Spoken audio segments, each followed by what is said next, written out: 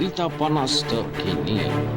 Pembubaran DUN Sabah belum sah. Berdasarkan berita yang disiarkan oleh Suara TV pada 3 hari bulan 8 2020 mengatakan pembubaran DUN Sabah belum sah.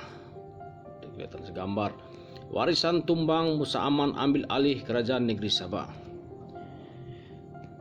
Pengumuman pembubaran Dewan Undangan Negeri DUN Sabah oleh Ketua Menteri Datuk Seri Muhammad Syafiee Apdal pada 30 Juli lalu mungkin tidak sah dan terbatal.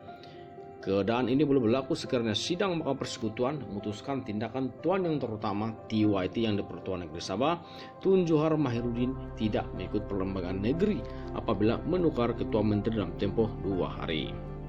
Pada 24 Agustus nanti, Mahkamah Persekutuan dijangka bersidang bagi mendengar rayuan Musa Aman lawan Kerajaan Negeri untuk mendapatkan pengisytiharan beliau ialah Ketua Kerajaan Negeri yang sah 2 tahun lalu. Kes ini sebelumnya ditolak oleh Mahkamah Tinggi dan Mahkamah Rayuan. Bagaimanapun, seperti diketahui umum, kedua-dua mahkamah ini tidak mempunyai kuasa meluas dalam mentaksir perundangan negara dan perlembagaan negeri. Antara isu yang akan diberi perhatian oleh Mahkamah Persekutuan nanti ialah sama ada Tun Johar telah menggunakan kuasa budi bicara pelantikan Ketua Menteri baru dalam masa 2 hari selepas angkat sumpah Musa Aman mengikut perlembagaan negeri secara berhemat atau sembrono. Dalam krisis Menteri Besar Perak 2009, Sultan Perak hanya bercampur tangan apabila pada 4 Februari 2009 Menteri Besar Datuk Seri Muhammad Nizar Jamaluddin menghadap Baginda memaklumkan beliau hilang sokongan majoriti dalam Dewan Undangan Negeri dan memohon perkenan membubarkan Dewan.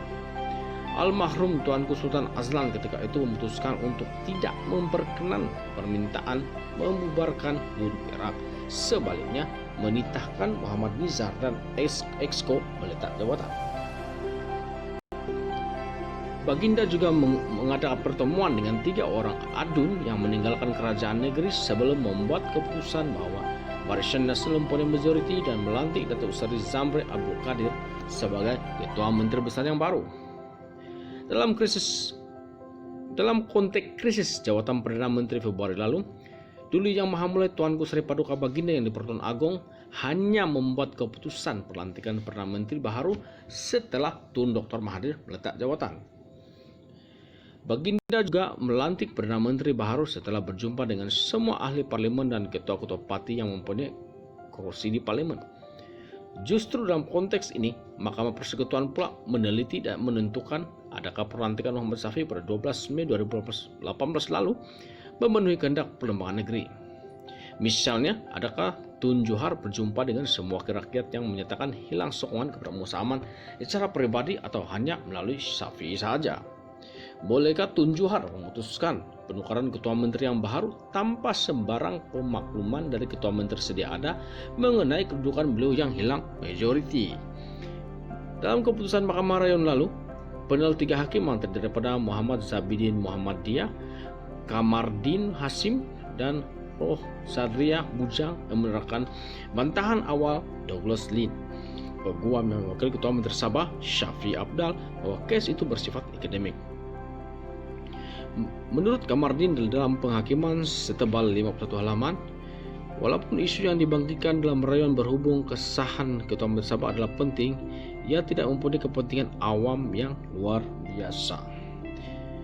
Walaupun jika rayuan itu berjaya, ia tidak akan menjadikan beliau yaitu Musa sebagai Ketua Menteri semula karena beliau tidak memenuhi peruntukan di bawah perkara 6/3 Perlembagaan Sabah. Justru antara kepercayaan Mahkamah Rayuan ketika itu ialah walaupun mereka memberikan keputusan tindakan pelantikan Muhammad Syafiee tidak sah, ia hanya bersifat akademik karena Muhammad Syafiee mempunyai sokongan majoriti ketika keputusan dibuat. Namun persoalan ini pun ditangani semula oleh Mahkamah Persekutuan karena Muhammad Syafiee telah hilang majoriti. Andainya Mahkamah Persekutuan mendapati tindakan Tun Johar dan pelantikan Muhammad Syafiee tidak mematuhi kehendak perlembagaan negeri yang hanya memberi kuasa kepada beliau untuk melantik Ketua Menteri apabila ada kekosongan, maka pembubaran DUN atas nasihat Muhammad Syafiee adalah tidak sah.